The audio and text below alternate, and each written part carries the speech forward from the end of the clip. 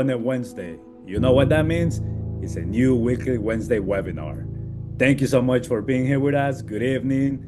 Once again, we appreciate your support. We appreciate all the attendees. I see that list it keeps getting bigger and bigger. So please make sure that you spread the word, share the link, make sure that that neighbor registers, that son or daughter, your friend, your significant other. We want everybody to take advantage of these amazing topics that we learn together here with the United States Senate Federal Credit Union team. My name is Eddie Villanueva, your official MC. And once again, we are so happy to see familiar names in the attendee list and some new names as well. So thank you so much for those that support us each and every Wednesday. And if this is your first time, we hope that this is not your last. Make sure you get your water, your coffee. If it's dinner time for you, make sure you got your meal ready. We are in for a thrill. So thank you so much. And as you can see, we're gonna talk about something that's very relevant. Panelist team, have you ever heard, somebody, or maybe you have said it, somebody talking about, you know what, I had a bad day today. I need retail therapy. Have you heard that before? Raise your hand. All right, see, retail therapy is real. Oh, somebody see Miss Ava. Miss Ava, I see you. I see you raise your hand too. Retail therapy is real. So that's the reason why we're gonna do that. Psychology of spending. Why do we buy and how to create change our habits? Sometimes when we're like sad, we like spend, spend, spend, we buy, or sometimes we don't want to buy at all. But there has to be a balance. You want to make sure that you want to spend spoil yourself, but also at the same time you want to be responsible with it. So we're gonna go over the psychology. Who would have thought, that there was psychology behind spending? So relax, if you need to take some notes, please take a pen and a notebook. We're gonna give you some tips how to change those habits. Once again, we are welcome. We're happy to see you. We're excited. We welcome each one of you. And I do want to say one thing. We love engagement.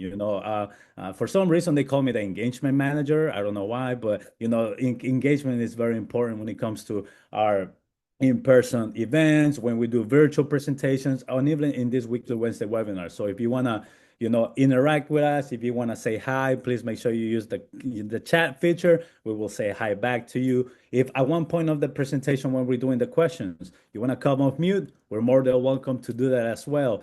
And talking about, chat features and all of that, make sure that you give us your questions. Perhaps you might have some questions, some concerns. Please make sure you use the chat feature and the Q&A. And we're going to read all of those questions at the end of Jarnika's presentation. If we don't have the answer for you, best believe that we will follow up with the best answer that we can get for you. So once again, thank you so much, and we appreciate each one of you. All right, I will pass it on to somebody that works in the marketing team, our marketing specialist. She does it all in marketing, from social media to setting up for events to asking the questions during the presentation. Miss Andrea Londono with the official introduction. So Miss Andrea, I'll give you the mic.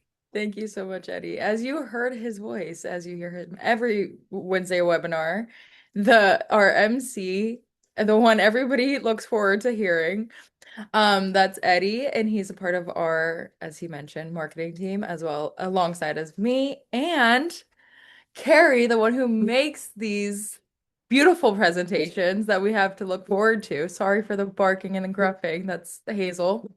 Um, and our beautiful and talented presenter today, Jarnika, who's a part of our business development team, and she's going to take it away with the presentation today. Thank you so much. Oh, thank you so much, Andre, for that amazing job.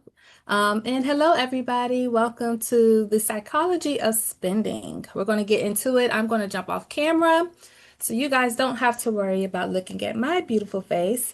So I want to thank everyone for joining us today. We're going to talk a little bit about the reason behind why we buy and how to change our habits when it comes to spending.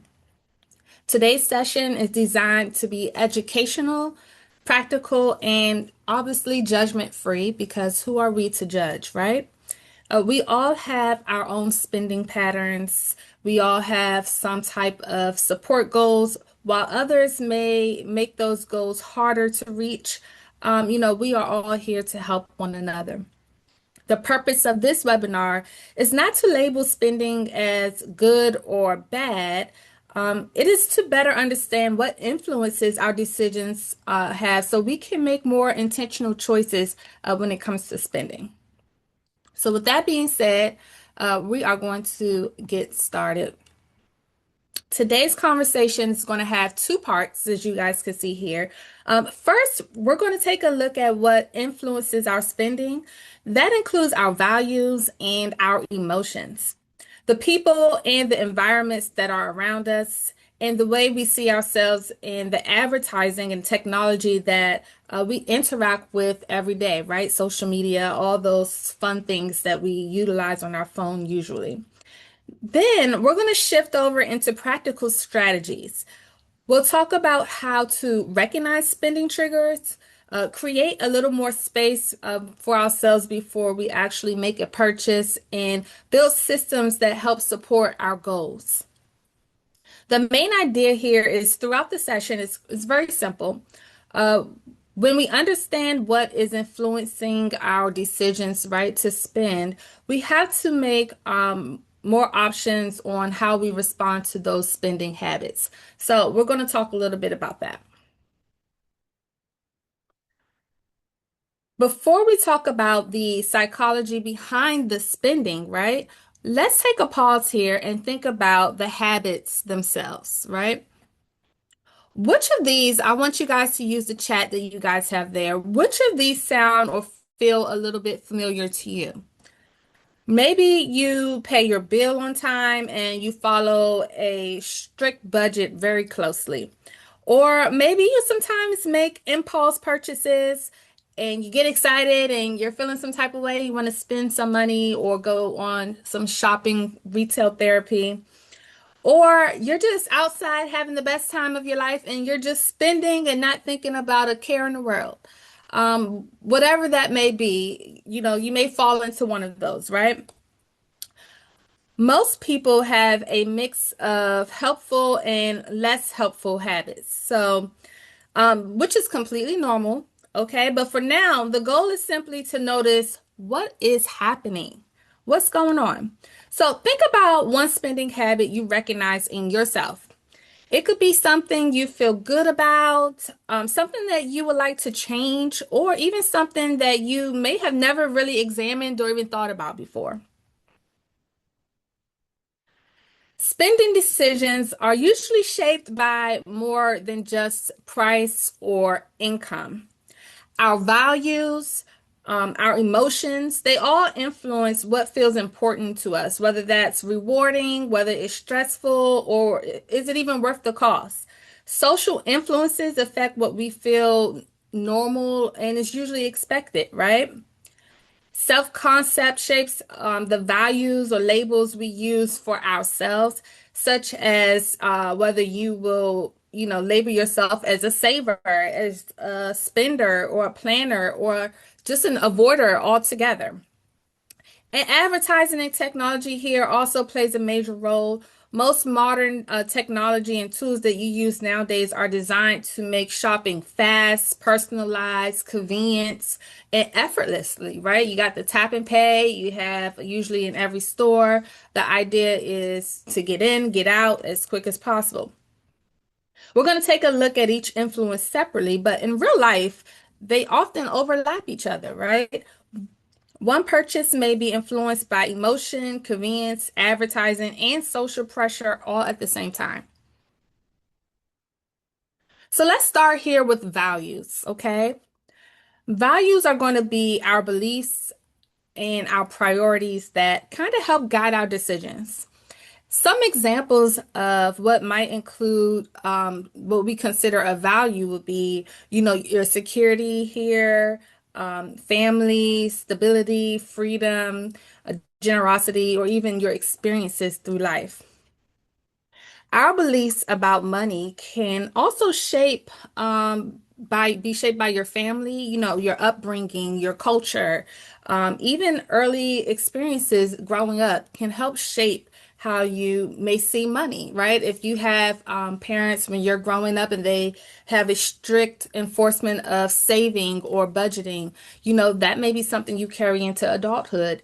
If you may have a parent who helped you sit down, you wrote checks with your parents or helped them budget their books, that's something that's a core value that you may keep with you as you get older and kind of carry that on into the next generation as well. Some people grow up in homes where, money is obviously discussed openly. It's a normal conversation. It's something that you do intentionally to talk with each other. While others may grow up where, those conversations are completely avoided. There's a lot of burden there, a lot of frustration when it comes to finances. And it's sometimes just a topic that some parents just kind of want to avoid to maybe not have stress or not carry an additional stress discussing it. Some learn to associate money with security and planning, while others may associate it with more stress, status, or, just enjoyment or even uncertainty, right? You're not sure when your next check is coming, if you have enough to pay your bills.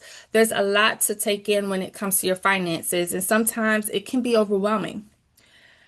These early experiences can influence us as a whole, but they don't determine our future, right? You can always grow and learn from your experiences. They simply help explain why certain money decisions make you feel either comfortable or uncomfortable or even emotional. Have you ever sat down, try to have a conversation about finances and you may get overwhelmed, emotional, you don't know where to start, you kind of panic a little bit? While you may have others who are fluent in finances and this is their thing, they love to talk about money, they are well versed in it, and it's something that they kind of set a tone for to be able to have that dialogue with a friend, neighbor, or a spouse. So, what matters most to us often influences where our money goes, right? Even when we are not consciously thinking about it, there's always some form of influence somewhere and somehow around your initial value of understanding finances. So to understand, your spending habits, it's going to help if you can separate your values, your attitudes, and your emotions. So your values are more on the deeper end of your priorities that matter to you the most and kind of help you with guiding your actual decisions. While your attitudes are here, to kind of help you guide how you feel about a particular situation in that specific moment. And when your emotions, how this is going to tie in, this is an immediate reaction, right? This is something that you're experiencing, whether it's excitement, it could be stress or fear, pride. If you may have just gotten a new promotion, you may be excited and you may want to go out and celebrate, right? This could be even going out for, out to eat or going to buy a new outfit, some way to celebrate that you just got this new promotion, right? You're utilizing your emotions of excitement to spend. So all of these three things can easily work together. A value may influence an attitude, and an attitude may even trigger an emotional reaction. That reaction may then influence what we do next. So this all matters because spending decisions often happen very quickly, right? They may still be connected to some type of deeper beliefs and or reactions. So this slide here is going to show us the general pattern that we'll refer back to throughout this webinar today. So our values can always influence, like I stated, our attitudes, right? Our attitudes can contribute to emotional reactions, and those reactions can shape our behavior, and repeated behaviors can affect how our financial spending habits react and how, your results of your financial situation. So over time, when the situation repeatedly leads to the same response, that response may begin to feel automatic, right? This is something normal. This is how I operate as a person.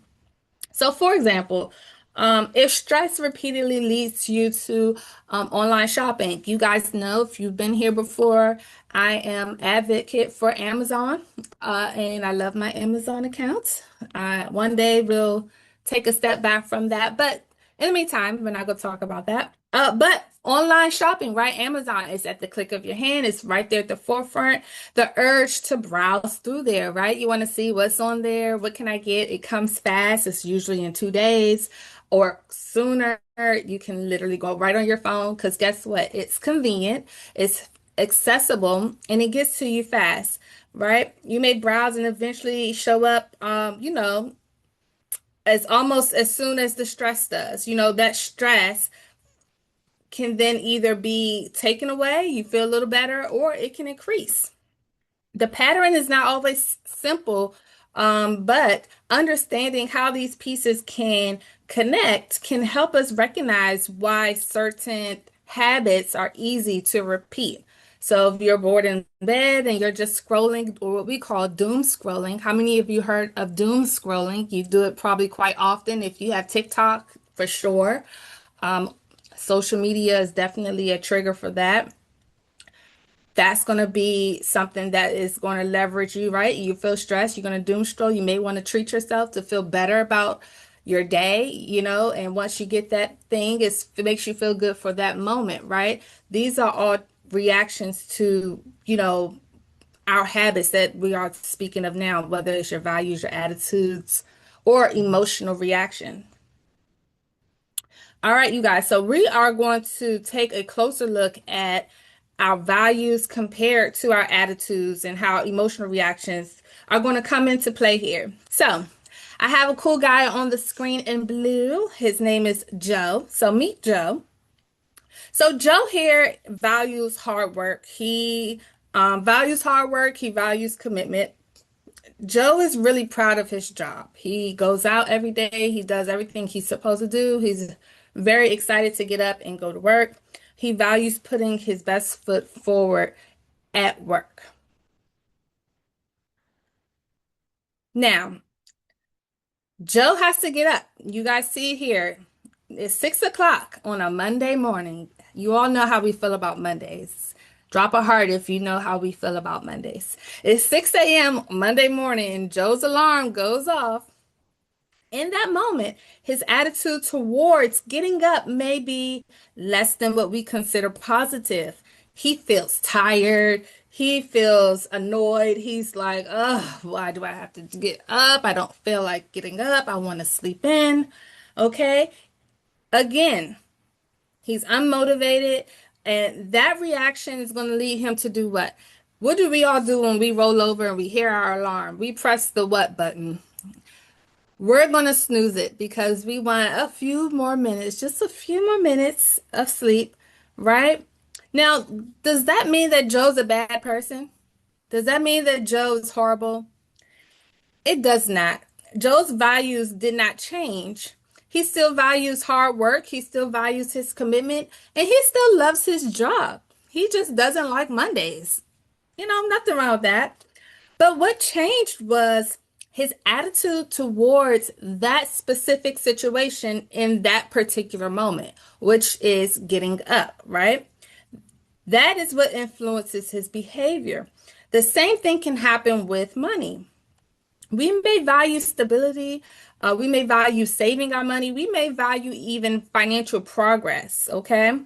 But a stressful situation, such, a social invitation or an exciting offer of some sort, may still lead into a decision that does not fully match what we value. So although Joe here values his job, okay, he still doesn't like Mondays. He doesn't want to get up. He's going to hit the snooze button. So his attitude is not so positive about getting up to go to work. But I'm sure once he's at work and he gets there, he's going to thrive and do great things, right?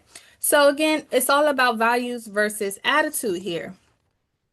Now let's bring this back to our spending habits, right? A helpful question is going to be for you guys.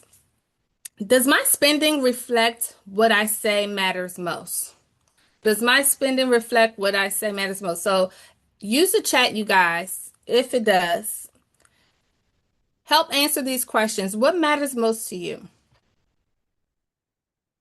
You want to question this. This helpful question does not mean that every purchase has to be serious or it has to be goal focused, but spending can support, joy, convenience, a feeling of connection.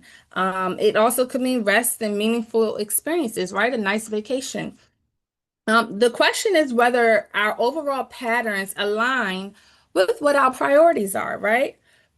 First question is, where does my money actually go? When you're spending, where does your money go? Which purchases support what matters most to us? And what purchases tend to distract from that? Okay.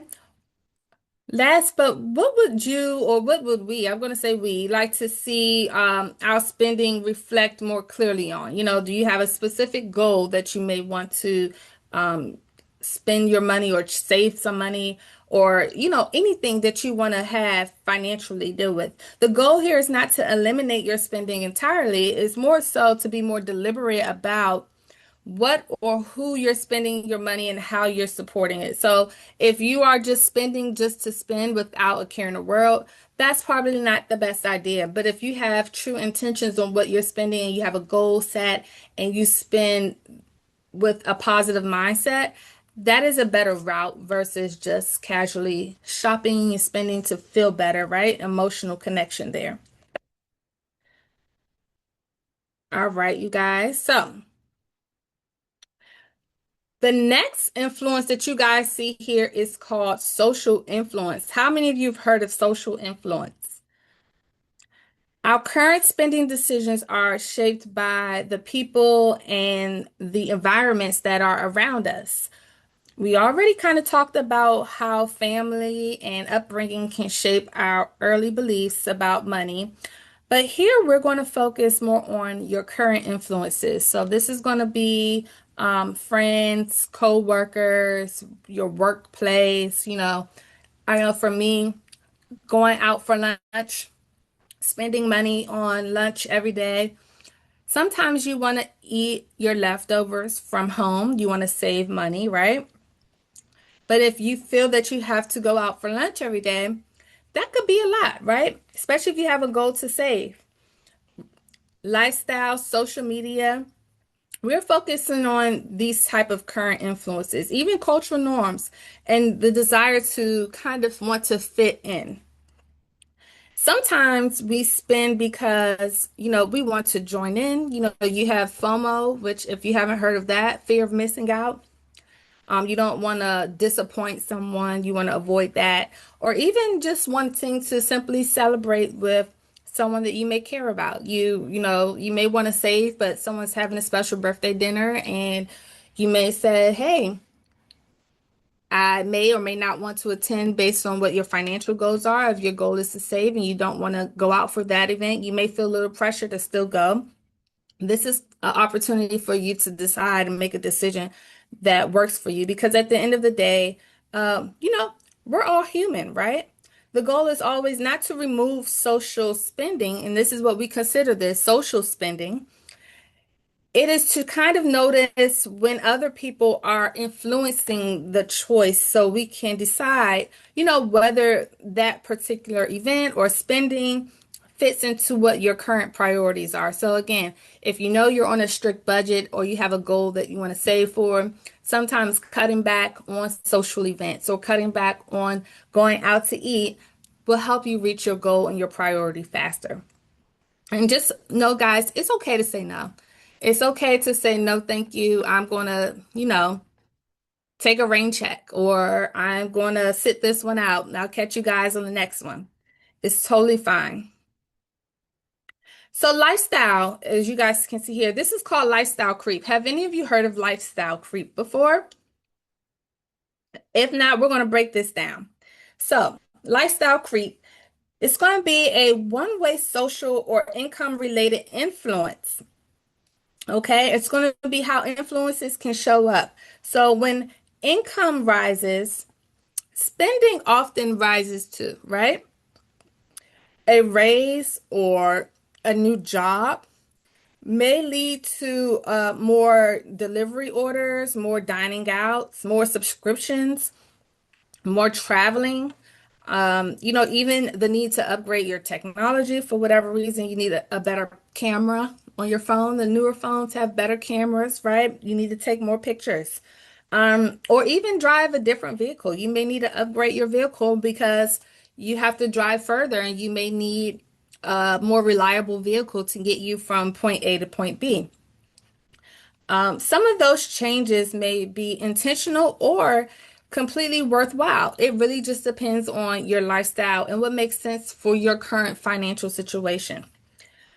The concern here is when spending increases automatically without a clear decision, you leave less room for saving. So, debt reduction and other goals that you may want to accomplish. So, you have to make sure that whatever it is that you are deciding to upgrade on life or spend more on, it has to make sense for your financial well being. One practical approach here, you guys, is decide in advance what part of a raise will improve your lifestyle and what part will support your future priorities. Even directing a portion of your increase. So if you got a new promotion on your job, that increase difference, you can put that amount towards savings, and that can kind of help prevent, you taking a step back and allows any new money coming in to quietly build up and build a new savings for you. Because that way, if you're increasing your lifestyle to match your income, your newly found income, sometimes it could be hard to what we call keep up with the Joneses. Have you guys heard that saying before? Keeping up with the Joneses. Sometimes it's okay to get a promotion and still maintain your current lifestyle and save. You just have to make sure whichever option you are going for that it makes sense to you. The social media effect. All right. So social media, you guys obviously know, everyone who has a TikTok or Instagram. Social media is one of the most common modern spending influences. I would say in recent years, the TikTok shop has become a huge trend. You usually can find a lot of cool deals on there, and it's very easy and effortlessly to go online and actually purchase whatever it is that you may be looking for. It creates a constant product exposure. It's always in your face. You have the pressure to want to keep up. Influencers are always and constantly making recommendations for what you should have, what looks good, what works, what's a good deal. And there's always that lifestyle comparisons, and you always want to make sure that you're doing your part to kind of monitor that because it can be very easy to get caught up in that moment of influence. We also tend to see curated versions of other people's lives, right? That can make certain products or even vacations, right? You see them on vacation, the water looks so blue, and you're like, oh, I need a vacation too. If you're on vacation, I should be on vacation. We should all be on vacation. We should see some blue water together. I need to be in Mexico right now. Automatically, you're influenced because you have a nice visual of someone else's lifestyle, and it instantly makes you want to have that same lifestyle. That can make, seem those type of lifestyles seem more common than what they really are because the reality is not everybody is in Mexico on the beach all the time every day. It looks really nice though. Some content, is advertising, clearly. Other content may look more personal or spontaneous, even when it's sponsored. So you have to always know that it's on social media. Majority of the stuff is not real. They're getting paid to advertise to you to make it look good. And so, if you don't have it, it's okay. Just make sure that you're doing your part and doing your due diligence. The reminder here, though, is not everything online is going to be misleading, of course, but it is that much of what we see to be selected or edited or filtered or even designed to kind of influence your attention and influence your behavior. And it kind of can affect your choices of how you decide to move forward, whether that's to make a purchase, spend something, or just be influenced by someone. Another influence is self-concept, or the way we think about ourselves, right? We all carry labels about who we are. In money terms, someone may see themselves as a saver, someone could see themselves as a spender, some may even see themselves as a planner, a deal seeker, an avoider, or even a provider. Any of you here see yourself as one of these, a saver, a spender? If you do, drop it in the chat. Which one are you? Which stands out to you the most? Saver, spender, planner, avoider. Anybody? I see something moving in the chat. Okay. All right. Nice. So those labels actually can affect your behavior. Someone who sees themselves, I see if someone is a planner, you may be more likely to prepare for your expenses, right? You think about it in advance, you put the time in to make sure that, hey, if I'm going on a vacation, I'm going to save my money correctly. I want to have a good time. I want to be efficient, right? Someone who says, I'm just bad with money all around, I get the money and it's gone, which, is kind of normal. You may avoid checking your balances. You say, I didn't get paid today. I'm not even going to open my account. I don't want to see it. I don't want to know what's going on. You don't want to make any decisions because, the labels make, you feel kind of like, I don't have anything at the moment because I spent all my money. Probably on TikTok. If you're on TikTok, you spent all your money on TikTok, and now you don't have any money until payday, and so you're not even going to open your account. Self-concept can obviously reinforce helpful habits, but it can also keep us stuck when the story we tell ourselves, leaves no room for change. So you have to make sure that whichever concept you fall in here, if you don't feel good about the concept that you're in, you can always change it because it's always a mindset. You just have to be mentally ready to want to change. You have to be mentally ready to want to save. You have to be mentally ready to not spend when you get paid. You get your direct deposit and it's gone the next day. Now, if it's two bills, that's life. I'm sorry, I can't help you there. But if you're on TikTok or if you're on Amazon like me, just delete the app. Just let it go. That's probably going to be the best option to get you started. Let it go. All right, so this slide here, you guys, this slide is about reframing what that story looks like. Okay, so instead of saying, oh, I'm just a spender, or I'm really bad with money, or you may say something like, I'll never be able to save. You heard anyone say that?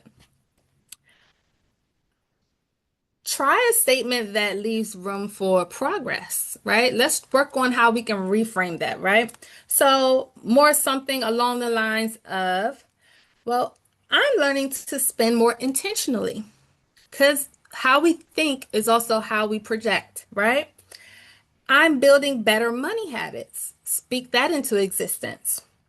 Or I can make one better choice at a time. So, yes, I went on Amazon today, but tomorrow I will not go on Amazon. Or I went and made a purchase on TikTok, but that's going to be it for the rest of the month. You got to stick to that though. So that's the hard part. So this is not about pretending that everything is perfect because none of us are perfect. I can say myself included. I'm nowhere near perfect. It's not about ignoring, your real life financial challenges. We all have them.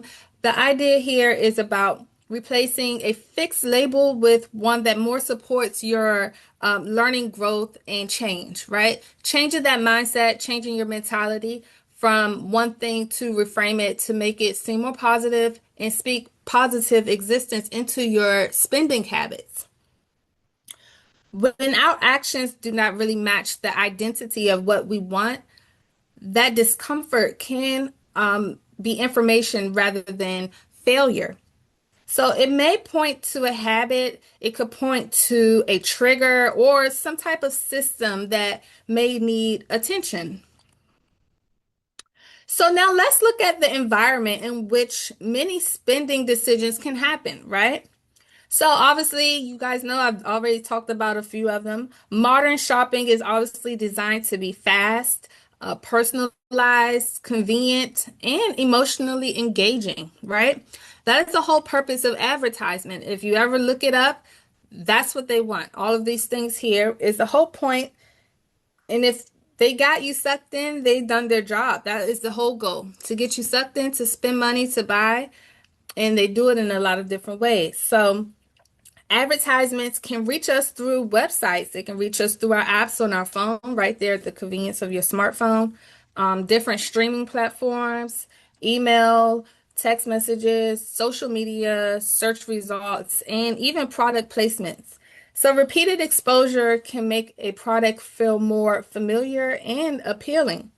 Personalized offers can make advertising feel especially relevant. Nowadays, technology often shortens the distance between wanting something and buying it. So, having that stored card, the Apple Pay solutions that we kind of talked about, Cash App options, one click, one stop shops, check away at checkouts can all make those purchasing process like very effortlessly, right? And that's the whole purpose, is to make sure that you can spend all your money without thinking about it. You just tap and go, and then you think about it days later and you realize maybe I should not have purchased that. So, on the next two slides, we're going to look more closely at the tactics that create pressure and the convenient features that make acting on that pressure much easier.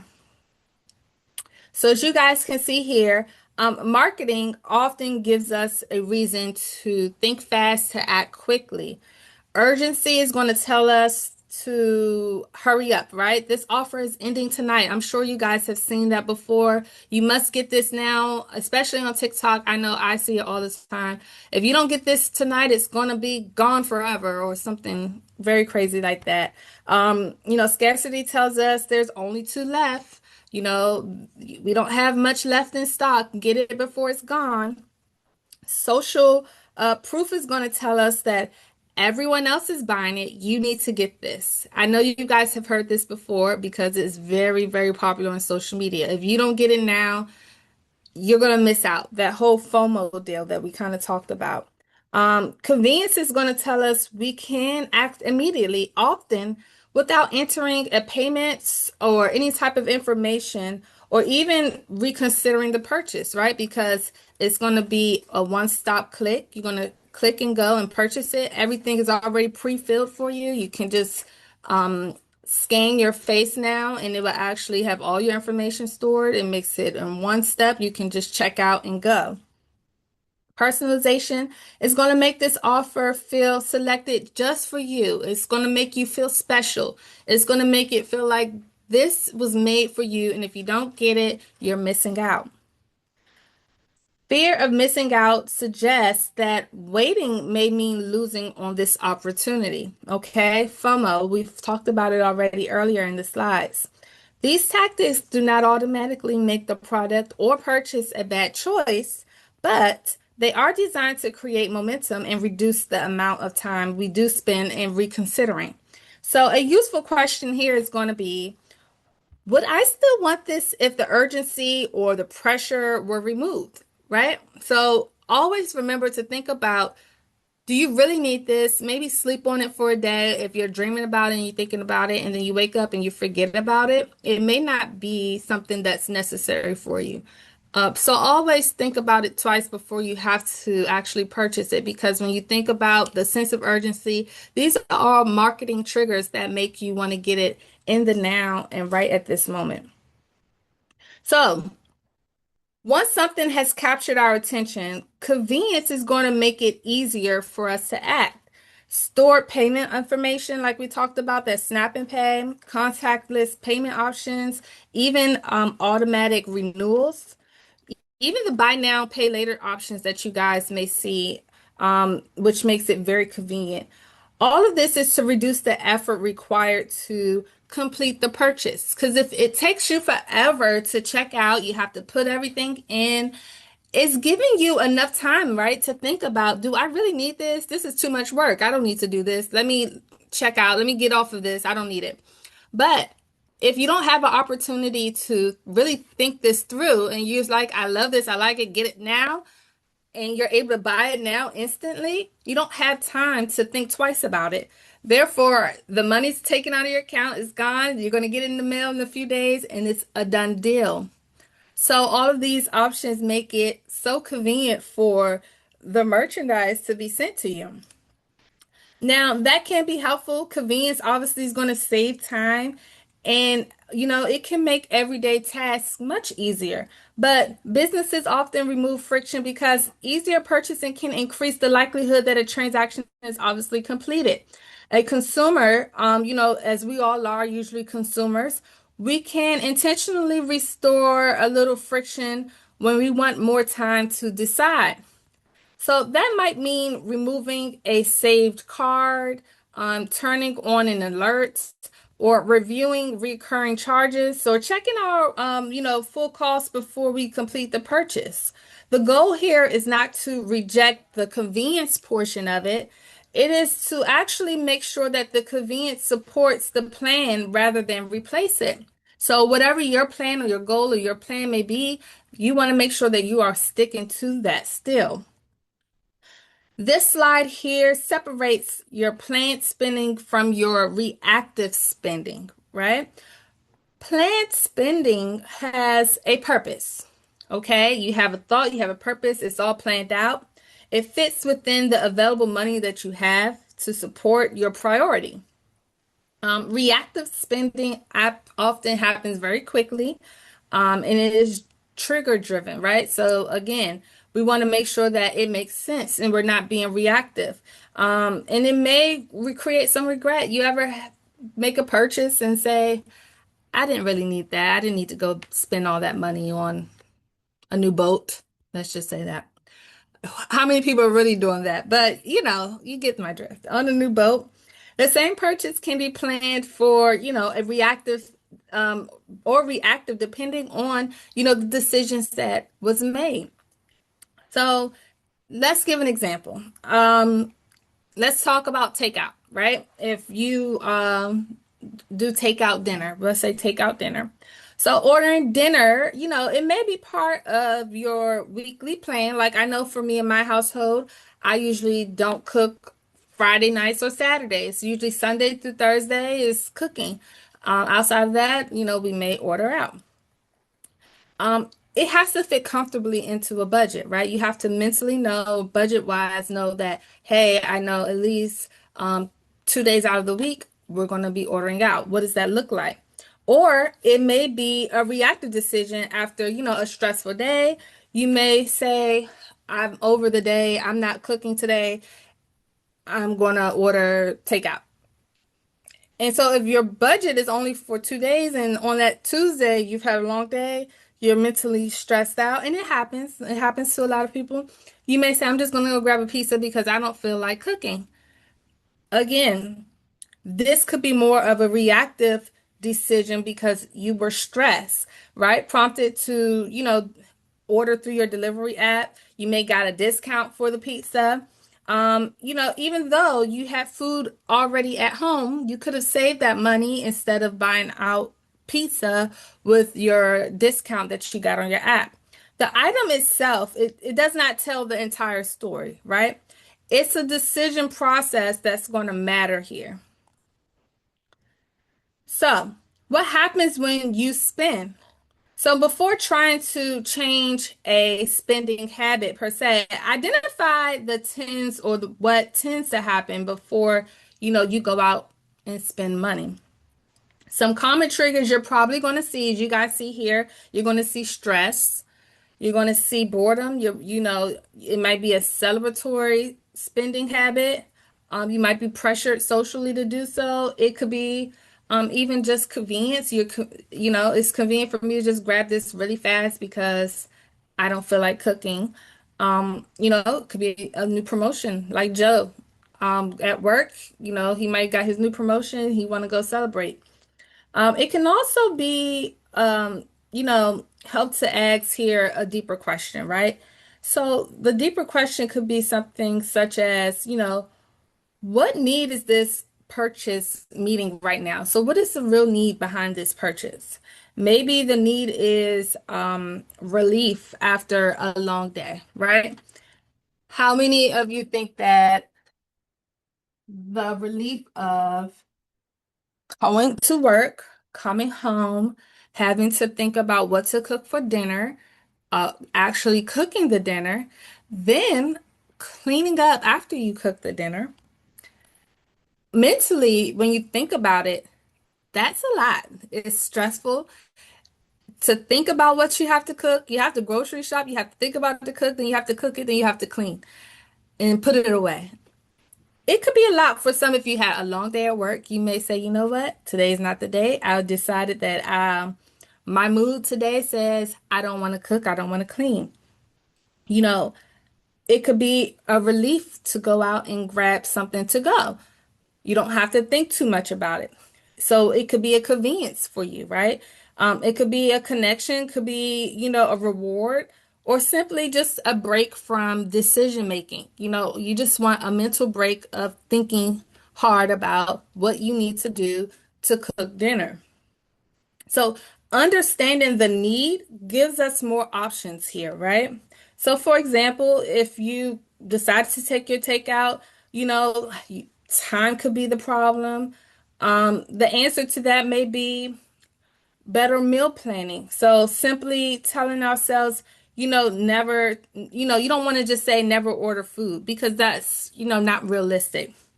So what you want to do is, in this case, think about meal prepping. I know something that I do is on Sundays, so that way it lasts me at least a day or two. I may make a big batch of one or two meals on Sunday, so that way after work, it's not a hassle of cooking, it's more so of warming up, jazz it up a little bit, make it taste good.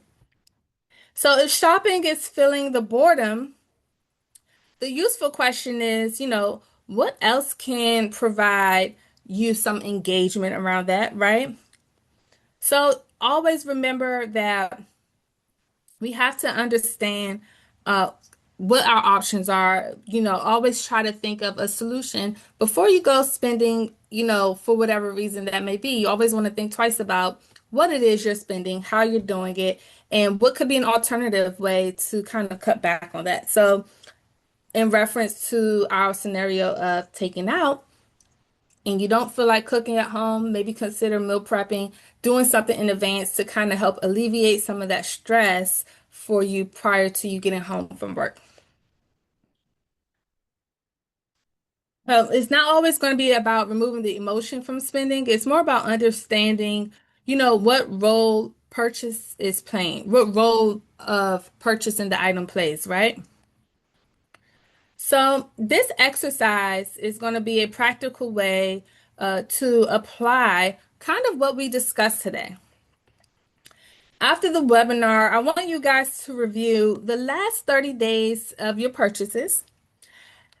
Once you review the last 30 days of your purchases, I want you to ask yourself, how would you describe each one? So was this a purchase that was planned, meaning you thought about it full in advance, you knew it was coming, you planned it and you paid for it? Is this something that is a routine purchase, something that is just routine that's always coming out of your account? Was this purchase made mainly for convenience? Did you go buy that pizza because you didn't feel like cooking and you spent $22 on pizza because it was right there in your face, it was convenient? Was this something that influenced you? Did you go spend $100 at brunch because it was a birthday dinner or I mean a birthday brunch or party and you just thought you had to go, but you know that you should have been saving that money? Was this a mood connection? Is this something that you're just feeling a little sad and you feel like, a new outfit will make you feel better or a new pair of shoes will make you feel better that you would want to spend? Or think about, was this a sale, something that prompted you? Was it a good trigger that said 50% off and you're like, oh, I have to get this? I would say that gets me probably majority of the time. A good sale will always get me. I'm sorry. I'm going to do better. But anyway, these categories may overlap. A purchase could be a routine, it could be convenient, and it could be emotional all at the same time. The goal is not to force every purchase into one perfect category because there's no such thing, but it is to notice which influence appears more often, right? Which one of these kind of falls into like your normal pattern? Are you like me, you're a sales girly and you're like, that's on sale, it looks great, I gotta get it? Or are you an emotional spender more often and you're like, I'm feeling a little down or I'm feeling a little happy, I feel excited, I want to go celebrate? Think about what pattern you fall into. Then you're going to ask yourself here, which patterns are going to show up repeatedly? So on your 30 days, what are you seeing more often? Which purchases support your priorities, right? Out of all of your purchases within the last 30 days, what are your priorities? What are your goals? And what of those purchases fall within your priorities? Where might I want to make a different choice, next time? So you may think twice about wanting to buy that pizza. That could be a choice. Um, Patterns may become easier, to change once they are visible. Once you can print it out, you can kind of see it in your face. It really talks to you and it'll say, okay, I may have a spending problem with sales. I got to take a step back. The next sale, I won't go and spend.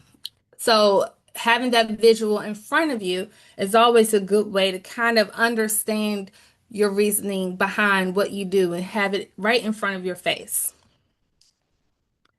So once you notice here your pattern, you want to make a preferred choice right here that's easy. So start by putting helpful choices on repeat. Automate your savings on payday so it happens before the money is spent elsewhere, right? You want to schedule any bills, reoccurring bills, when that helps you to prevent any missed payments. You're going to use balance and transaction alerts to kind of keep up with your activity and make sure that it is your activity is not fraudulent, A, but B, also make sure that you are having a visual, checking your balances daily to know that what you're spending is actually yours and that you feel okay with your choices of spending all your money on whatever it may be. You also want to stay connected to whatever your plan may be, whether it's budgeting, whether it's savings, whatever your goal may be. I always suggest I like to write my stuff down. So if you are a note taker and you're a pen and paper person, write it down, put it on the wall, have a visual of it. Whatever your plan or your goal may be, if you're in a goal to purchase a new home or if you're in the goal to buy a new car, have it a visual of that so you can always be reminded of your reason why you want to make better choices, why you want to save, why you don't want to spend, all your money at brunch or on a sale. Always have that visual in front of you. You want to track your progress towards whatever goal that is so you can always know that you're reaching that goal some way or somehow. Also, you want to think about adjusting when your income or your expenses or your priorities do change. So, if you lose a job or if you get a new job, right, there's always that transition phase. Adjust accordingly. Make sure that it makes sense for your financial goals and your needs at that time and that it aligns with whatever goal that you're looking to accomplish. The psychology behind this is so very important. Repeated behavior becomes easier when the environment supports it. So if you are making good choices and you are thinking consciously about what you're doing and being intentional, that's going to help you with your ultimate goal and your environment at the same time. So you always want to make sure that you are speaking it into existence and you are acting on it as well. Good systems help reduce the number of decisions that we have to make and lessen the need to rely on, motivation every day. So having a good system in place is always going to be helpful. Another helpful strategy here is, what we call build and pause, right? Ask before you buy. You want to ask yourself the common questions of, Do I need it now? We talked a little bit about it earlier. Sleep on it for a day or two. Do you really need it? Will you really use it? What else could you do with this money? Um, would I still want it tomorrow? If I sleep on it, is this something that's still going to be at the top of my mind? You might also ask whether the purchase is going to solve a need that could possibly be met another way. These questions are all meant to talk to you or have you talk everything out before you make that purchase, right? Talk everything out, make sure that it makes sense for your goal because at the end of the day, your goal is always going to be the priority. Make sure that that makes sense. They are simply, a way to make sure that the decision includes more than the emotion or the pressure in that specific moment. You don't want to let your emotions take over. So, when needed, you want to create a little more distance between the urge and the purchase. So, you remove save payment information from a specific site where you tend to spend reactively, right? So, if you're doom scrolling on TikTok and you have like all your information saved there, it may be sometime to consider removing all of your saved information because as you got to re-put all that in, you may have time now to think about it. You can turn off your notifications for shopping. Obviously wait before making non-essential purchases. So if this is something that it is not really essential to your everyday lifestyle or need, is it something that you really need? Something that I would say is, especially when it comes to grocery shopping, groceries are very expensive nowadays. Have a grocery list. How many of you still use a grocery list? Write down what you need. That can help kind of tailor you being hungry in there and just going through each aisle and just picking up everything. Write a list down, stick to your list. It will also help you stick with your budget as well. A pause does not mean the answer has to be no. It simply gives your priorities time to become part of your decision. So sometimes, after you wait a little bit, you will still, you can still choose to buy and, decide if that could be or may not be the right choice. The difference here is that the purchase is now more intentional because you've really taken the time to think about it. You thought very hard and you made the decision, and you have to live with that decision to move forward with that purchase or that item. So as you guys see here, Green Path Financial Wellness, our members who are USFCU members, for all those that are on the line, thank you. And if you are online and not, I'm pretty sure we hope to have you join us soon. But when you are a member, you have free access to Green Path Financial Wellness, which is a confidential financial counseling tool through Wellness, which we have on our website also.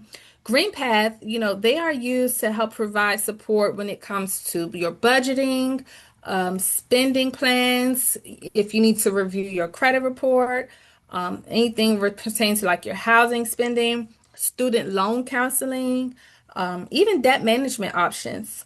A counselor actually will help review your financial situation and kind of help you to identify some of your priorities and some of your goals and help develop more of a realistic plan that will be based on your financial circumstances.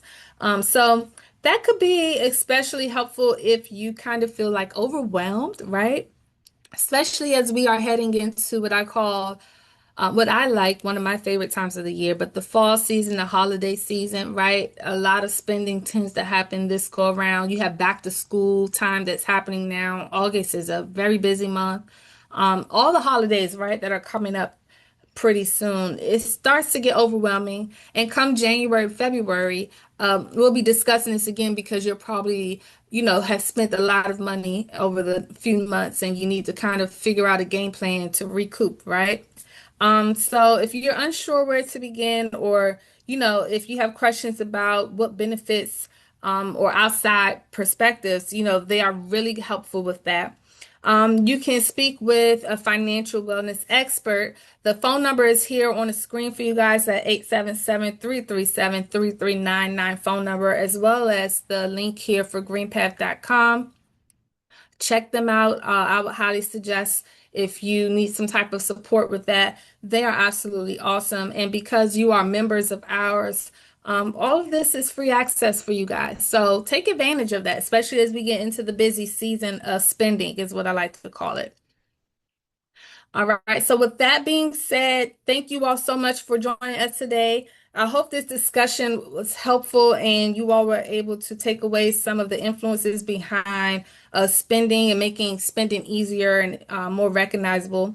Our decisions may be shaped by our values, our emotions, our different habits, and even other people in marketing. But we may not control every influence, but we can create more space to notice what is happening and decide how we want to respond to it. Even one small change to a repeated pattern can help make spending more intentional over time. So, with that being said, we'll go ahead and we'll open up the floor for any questions. If anyone has questions, um, or if you have the chat, you can drop your questions there. We'll be happy to hear from you. Thank you so much, Sharnika. It was a great presentation. So our first question is, what if my family expects me to pay for everything like dinners, trips, and gifts that I can't really afford? That's a great question. So, if your family expects you to pay for things that you can't afford, I would say first, sometimes it's okay to have the tough conversation with your family and set realistic expectations. Sometimes we just don't have it, and you have to set the tone and let your family know, hey, I may not have it this time, or I don't have it. And you may can think of an alternative solution. Maybe you guys can cook dinner at home. A nice big pot of spaghetti always does the trick. And I believe that's our only question, unless I'm missing one. Oh, okay. The one thing I wanted to highlight is what somebody said is that somebody made a comment how they send their son out to buy some crab legs. And then they were like, I'm already failing at this. But then somebody showed support. And it was so beautiful how they were like, you're not failing, you're learning. So I think that's beautiful how everybody's learning new habits. Habits is the repetition of a practice, as we're learning the presentation today.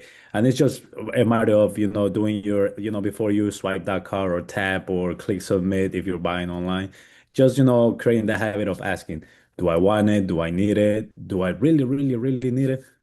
So it's just one of those things of doing your due diligence to be a better spender. Because it's good to spoil yourself, but at the same time you want to be responsible about it. So it's just a matter of making decisions. And one thing that I wanted to highlight, and I think everybody can agree, and the panelists team and even the attendees, don't do things out of emotions. Let's say if you're very happy, like, oh my God, I just got a great bonus, or I just got a great raise on my job. Let me start spending like there's no tomorrow, or vice versa. I had such a bad day. You know what? I'm just, eat my life away. And then you start buying, all this food that you perhaps is going to go bad because it's going to be sitting on your desk. So it's Ice just one of cream. those things. Ice cream. Oh, ice cream does it all the time.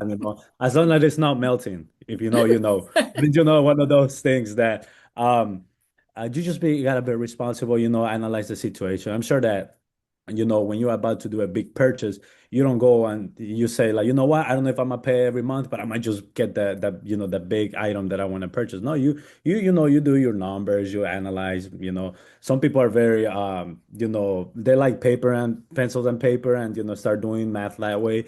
On our website, and I know there's plenty of websites as well, but specifically our website, we have a budgeting tool that you can put the numbers in and do your analysis. So just how you do analysis for big purchases, do it for your day-to-day purchases as well. Jarnika was talking about pasta. Do you really need that brand name pasta, or there's another selection that perhaps might save you a little bit of money? So it's just habits that you need to create. So thank you so much for that person that was telling the other attendee, failing, you're learning. I think we're learning together with these weekly Wednesday webinars. So do you see anything else, Andrea, on your end? No, just how this was a great presentation and that was very helpful. And we appreciate your support. Perhaps, you don't have a lot of questions this evening, but the fact that you're telling us thank you, that this is very helpful, it means a lot to us because without your support, this wouldn't be possible. So thank you so much. Before we go and then we give you the preview of next Wednesday's webinar, I wanted to give a shout out to Limber. Limber, he's one of our colleagues, and I know you said that you were gonna join, and then you actually followed through with your words. So thank you so much, Limber. We hope you're learning something new, together, and one day maybe you can be one of the panelists. So stay tuned because the invite might come your way. So Carrie, what are we gonna learn next week together? Next week, we're going to have Troy Ferguson, our VP of Retail, come in and specifically talk about phone and text spoofing and financial and bank impersonation scams. So something that's really near and dear to him, something that affects everybody. And he's a great speaker, presenter, so it's going to be pretty great. All right, you want to be ahead of those scammers. I know we do. We have done a lot of identity theft and scamming presentations. This will have a little bit flavor to a little touch because new strategies come, every year, every week. Scammers are getting very intellectual, and then it would be nice for them to use all that, intelligence for the good. But unfortunately, there's been people in this world as well. So especially with calling, they don't only call, they also text you. Sometimes it can look very legitimate. So we're gonna give you some tips for you, as our member and a potential member if you haven't joined the United States and a Federal Credit Union to protect your accounts, protect your loved ones, and protect your family as well. Thank you so much. Also, a special shout out if you don't see Milton today is because as we speak, he's probably having a baby, So congratulations, Milton. The USSFCU family keeps getting bigger and bigger. So, he's absent for a good excuse, an amazing excuse, I should say, because it's beautiful when, the miracle of life happens in each of our families. So, with all this that has been presented to you, thank you so much for being part of the USSFCU community, the weekly Wednesday webinars family as well. Hope you have a great evening. And remember, be responsible, but spoil yourself as well. Thank you so much.